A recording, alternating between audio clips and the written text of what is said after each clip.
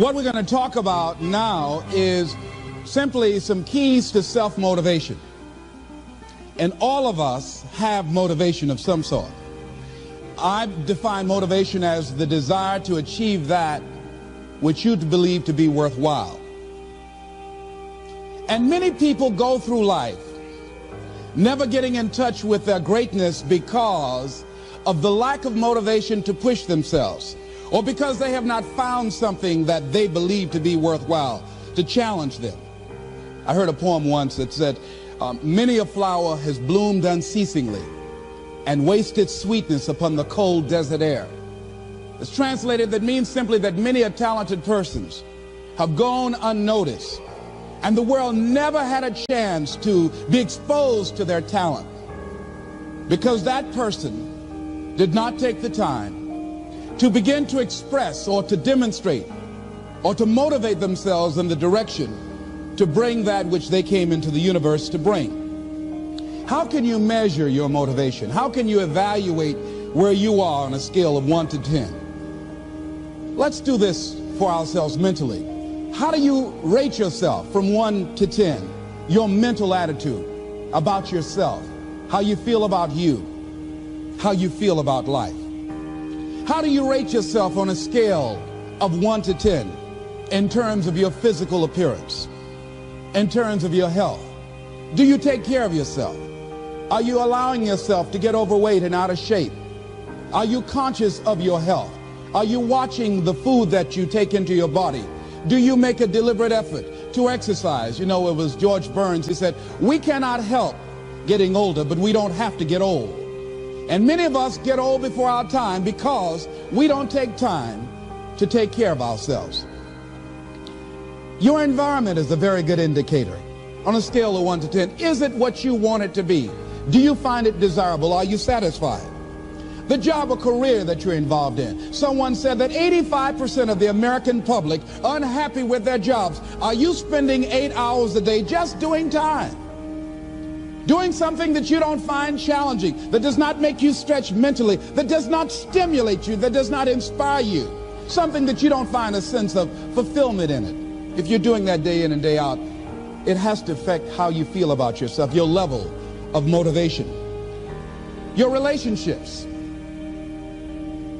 What kind of impact is it having on your life? Is it nourishing or is it a toxic relationship?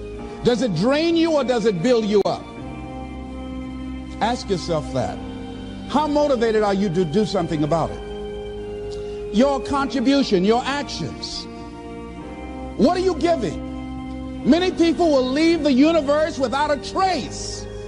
No one will know they were here. And in fact, under their name, we could put under there, not used up. Will anybody know that you came this way? What contribution are you giving? What will you leave? What will be different because you came this way? Someone once said that life is our gift to us that God has given us, and how we live our lives is our gift to God. What kind of gift are you formulating? Is this a gift that you like to take back and do something else before you turn it in? Think about that. What can we do? What are some of the keys that we can begin to use to motivate ourselves when our batteries run low? Because I don't care who you are, I don't care what you do, at some time you are going to get tired. At some time you're going to get in a rut. Seem like nothing you do works out right. And sometimes it just seems like you just don't have the wherewithal or the will to do anything.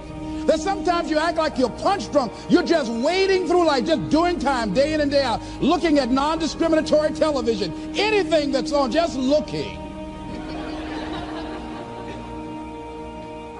And depressed, feeling powerless, feeling useless, and bored. What do? How do you get yourself out of a rut? How do you, when you know you can do more than what you've been doing and you're not doing it and you're discontent with where you are, you get angry at yourself. How do you get out of that rut? How do you motivate yourself? One of the things that we must do is that we must be involved in working on achieving self-mastery. You must work on yourself continuously. Never be satisfied with yourself. Always know that as you invest the effort and time on you, that's the greatest ability that human beings have above animals. See, a dog can't be anything but a dog. Tree can't be anything but a tree. Human being, you've got unlimited potential. You can put effort on you, and by concentrating on you and developing you, you can transform your life wherever you are right now. So you want to work on yourself. You want to read books that inspire you and motivate you. You want to listen to tapes over and over and over again. And I suggest that you listen to tapes when you first get up in the morning. You want to control the spirit of your day. When you first wake up in the morning, your mind is operating at 10.5 wave cycles per second. That's when the subconscious mind is most impressionable. Whatever you hear in the first 20 minutes when you wake up, that will affect the spirit of your day. When you listen to tapes, listen with relaxed belief, believing that this can happen for you. And by listening to them, listen to them over and over and over again, and you will get a breakthrough. You can listen to the same tape for months, and all of a sudden you hear something you never heard before. It have a special meaning for you. Or read the same book over again, and you find some special insight. You said, I can't believe I didn't see that the first time. So you want to be involved in developing yourself. Most people won't do that. Most people won't take that kind of effort and invest that kind of energy in themselves, because they will fall prey to that conversation within. Oh, don't do that. You don't have time. You're too busy. You're too caught up in the rat race. Most people won't do that. Well, they won't take time to go to lectures. They won't take time to go to seminars. They won't take time to go to classes to improve themselves. And as you continue to work on yourself, you will begin to expand your vision of yourself. You begin to work towards self-mastery. And you will begin to see it reflect itself in all the dimensions of your life, your mental life, your physical life, your social life, in your relationships, your monetary life. So concentrate on developing yourself. Because if you don't, I guarantee you that you will make a settlement. And most people have. And most of us already have. What kind of settlement have you made with your life? You know, when we make settlements, out of court settlements, you've heard them? That means that you decided to take something less than what you originally wanted to get had you gone into court. And the reason that you settled outside of court is because you didn't believe that you can get it. So you made an out-of-court settlement. Many of us are making in-life settlement. We're settling for less than what we actually deserve. We don't feel good about it, but we make it work in our minds. We'll come up with some kind of excuse to make it all right. What kind of settlement have you made with your life? Many of us settle for less than what we want out of relationships because we don't have the courage to change them. I had a seminar I used to do called, Are You Living Together or Dying Together? Many people are just dying together. Gladys Knight used to have a song that says, neither one of us want to be the first to say goodbye.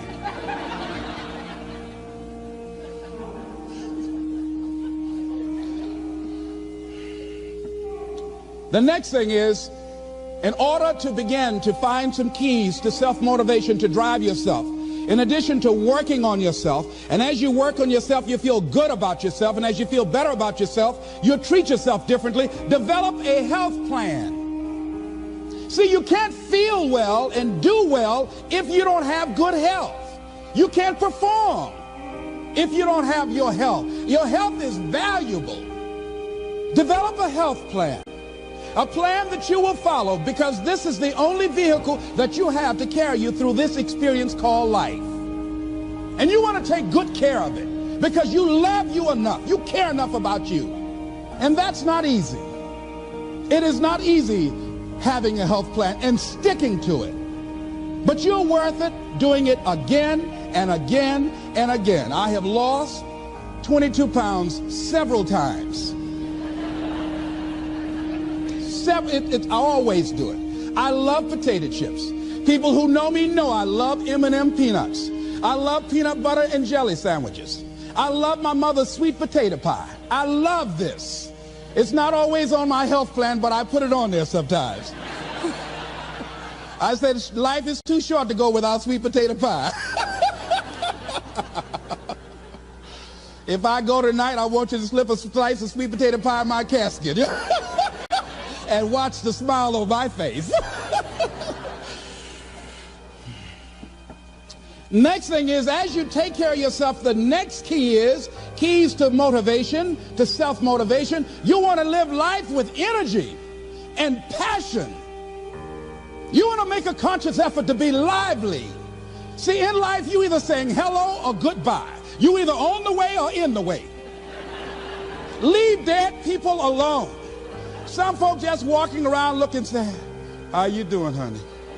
Stay away from these people. Just go away from them. It affects you.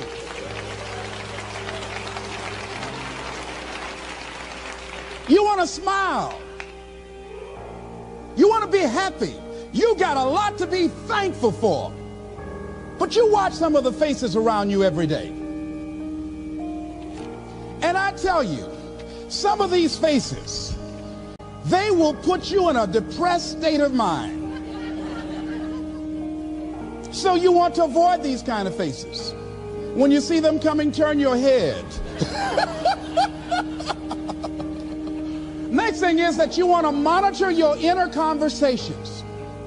The things that you say to yourself. You want to watch them, and in watching them, you want to take charge. A friend of mine told me this evening, and she did it excellently. She said, I didn't want to come tonight. I was feeling so depressed. And I said, I'm going anyhow. See, that was the conversation. Oh, you really don't feel like it. You really don't need to do it. You don't really need to read anything. Forget all that. That's that inner conversation. Oh, you don't need to worry about trying to go into your own business. Forget that. You can't do that. What if you lose everything you've got? That inner conversation that stops you from doing the things you want to do less, don't do that. How can you possibly think about being a motivational speaker? You don't have the contacts, you don't have the money, you don't know the right people. You're going to get up there and your mind's going to go blank. Forget all that. You remember that time you got up before some people and you panicked? You stood up and your mind sat down? Don't you remember? And I said, yes. And then I said, shut up. So you've got to learn to stand up to yourself inside yourself. And short circuit, override that conversation that's always going on. 85% of what that conversation will tell you is negative. It's negative. It will tell you you're tired when you really are not tired. It will tell you you can't do it. It will fill you with fear. So you've got to watch that conversation. And when you find it going on, you've got to stand up to it and say, I'm going to do this anyhow. I'm afraid, but I'm afraid not to do it. And I'm not going to let you stop me. The biggest challenge that you will have in life is you. There's an old African proverb that says, if there's no enemy within, the enemy outside can do us no harm. The next thing that is a key to self-motivation is that you've got to ask yourself, what do I want out of life? What do you want out of life? What do you want out of a job? What do you want out of a career? What do you want out of a relationship? What do you want? What gives you your life? How will you know when you got it? What will make you happy? You need to know. You need to start asking yourself some questions. What do I really, really, truly want? You need to be exact about that. Don't be vague. Oh, I just want to be happy. That's too vague. What will make you happy? How will you know when you got it? Zero in on it. Be exact. Be specific. And as you do that, that will stimulate that superconscious mind or the reticular activating system of your mind that will begin to find those things, to identify with it. And once you begin to determine that which you want, take the time to write it down. Don't just think about it. Write it down. That is a subjective process that engages the subconscious mind. Write it down. Once you write it down, read it 3 times a day, morning, noon, and night. Why is that important? Because what it will do, it will cause you to focus. It will cause you to concentrate. When that other conversation is going on telling you what you cannot do, telling you all of the impossibilities and all of the obstacles, your concentrating will begin to create a larger vision within yourself, and you'll start looking for and seeing some new opportunities. You start creating some openings for yourself. As you begin to read that every day, day in and day out, that will make you focus. That will discipline your thinking. And you'll get all kind of creative ideas. As I talk to you right now, being involved in this immersion process, you're going to create some openings for yourself. You're going to get some ideas. You're going to feel your adrenaline flowing, and you're going to think about something, some idea you had. You say, I want to go back and I'm going to look at that again from a different vantage point, not from the level of the problem of the obstacles that I encountered, but from a higher vantage point. Because what you will begin to see and to know as I talk to the higher consciousness within you, that you are powerful, that you are a miracle worker. And that inner conversation has conditioned you to believe that you are not. And as you begin to discover the truth of who you are, whatever challenge that you're facing in life, and if you're living, you're facing some challenge, you'll begin to know that you're powerful and that you're a miracle maker. So as you begin to write down exactly what it is that you want, read it every day. The next thing is, see yourself there. How will you feel once you get there? What will the experience be like for you? What will be different? What kind of person do you have to become in order to get there? Visualize yourself there, living the experience. I remember when I ran for state representative in Columbus, Ohio, and I had a lot of people telling me, and you got to watch not only the conversation within, but the conversation without, telling me, Les, you can't possibly win. You can't do that. And I went down to the legislature, and I saw myself. I knew what I wanted. I saw myself in the chair. I pointed out the chair that I wanted. I used to go and sit up in the galleries and watch the legislative process. I used to go to the committee meetings and listen to legislation being introduced. I learned how to write legislation, how to amend legislation. I started thinking like a legislator, got up every day dressing, thinking like that, selling myself on it, seeing myself in the legislature. Mr. Speaker, I'm the gentleman from the 29th House District. I'd like to introduce the bill. I went in the legislature, walked around. I had the experience of it. And when I ran and won against overwhelming odds, they were shocked. I won the election even before it was held because I was living it in my mind. You want to see yourself beyond your circumstances. You got a challenge, see yourself beyond your challenge. See yourself with the challenge already resolved. And knowing that all is well, seeing yourself in control and in charge of your destiny, being healthy and happy. The next thing is, it is important in the area of motivating yourself, it's important to know why you're doing it. Because that mind will say, why bother? Why go through all this? This is too hard. No, throw in the towel. It's not worth it. Has it ever said that to you before? Here's how you can handle that. Here's how you override that. Write down 5 reasons why you deserve it. Why do you deserve what you want? Why you? Why do you deserve it? What meaning and value will it bring to your life? What's so different about you that you deserve your goal or this goal? And when you write down those 5 reasons, when you have some down moments, and you're going to have them, when that conversation starts talking to you, and it's going to talk to you, what you will do is you can pull that out and read it, and it will build you up. It will be your rod and your staff to comfort you through some challenging moments, because you're going to have some. Life will knock you between the eyes. It will catch you on the blind side, come out of nowhere, stuff you can't anticipate. That will knock the wind out of you. You want to give up. That's why it's important for you to work on yourself, listening to tapes, building yourself up, talking to yourself with power, feeling, and conviction, building yourself up day in and day out, because it's coming. I guarantee you, life is just waiting. Oh, he's doing good now, huh? Very good. I remember I had an experience. I was pursuing my dream. And that's why you have to work on yourself.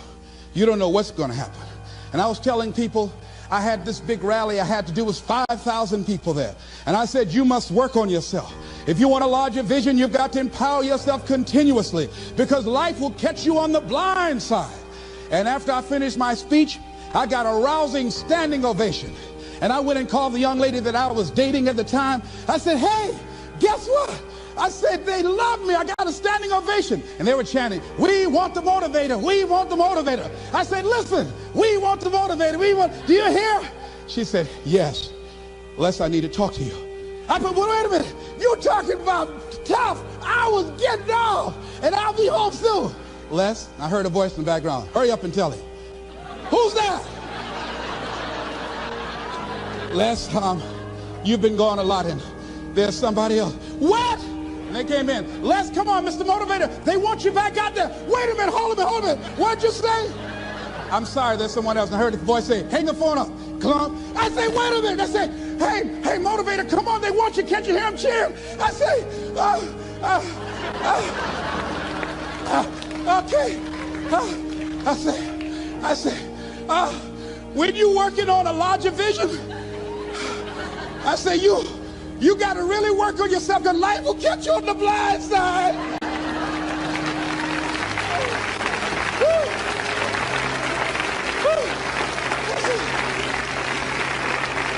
I say, you better be ready. And you better make sure you want it, because it'll make you cry. And somebody said, the Spirit is on him. Thank you, thank you, thank you, thank you. I was talking till they started blinking the lights. They had to come pull me off. And I said, you got to have a larger vision. You make sure, wait a minute, you make sure you work on yourself. They said, come on, Mr. Brown, come on. Yeah. I went back to my hotel room, and loneliness and heartbreak was sitting on the bed, said, are you coming in now? Do you have your larger vision now? How's your positive attitude? Say, get on in here. Are you still breathing? Shut up. You want your gold? No, I don't want this gold now. Life will wear you out. You'll be saying, no, I can't, and no, I won't. You try to read and can't see nothing through the tears. I went plundering through the drawers in this hotel trying to find a Gideon Bible, anything, you know. I said, somebody, anybody help me. Yahweh, Yahoo, anybody. Boy, I tell you, that's why you got to work on yourself. Because life will send you some curves you cannot anticipate. The next thing is that whatever you do, you want to develop technical mastery. You want to be the best at what you do. You want to master it. See, part of self-motivation is you've got to find something that gives you a strong sense of competence. Well, you become known for that. You develop a reputation of being good at doing that. You set some high personal standards for yourself. You're not competing with anybody else. You're just unfolding yourself to be the best person that you could be. That you want to give the best quality service that you can give, because that is a statement about who you are. The other thing that's the key to self-motivation is recognize the fact that you're going to get into some slumps. Recognize the fact that you're going to encounter a great deal of failure in life. It goes with the territory. But in the face of that, you want to be relentless. When you want something, you don't expect everybody to say, oh, come on in. Oh, you want this? Oh, great. We want to give this to you. You're such a nice person. You're doing it for your family, aren't you? Great. No, life isn't like that. No, many doors will be closed in your face. Many loans that you will want. And they say, no, you don't have enough collateral. You don't have enough credit. And most people will give up. But you've got to decide that I'm going to be fearless. I refuse to be denied. And I'm going to go. You can't make a basket unless you shoot the ball. You can't hit a home run unless you take a swing at it. Most people won't even take a swing. Well, I probably won't make it anyhow. That's the conversation within. They probably won't give it to me anyhow. If you want something, you've got to be relentless. You've got to decide, I deserve this, and I'm going to have it. And you go all out to get it. That drives you. The next thing is that when you want something out of life, you've got to be willing to go into action. Don't wait around for things to be just right. Don't wait for things to be perfect. Don't wait for the ideal situation. It will never be ideal. There will always be a reason. Well, as soon as the children grow up, or as soon as I pay my bills, or as soon as I get my divorce, as soon as I get enough money together, do what you can, where you are with what you have, and never be satisfied. A lot of people never take a chance in life. They don't want to take any chances. They want the situation to be ideal.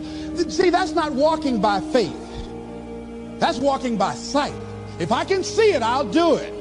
No. That's a lot of people say, if I can see it, I'll believe it. No.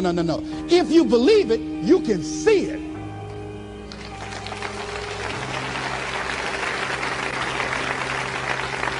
And don't be disturbed because no one else can see it.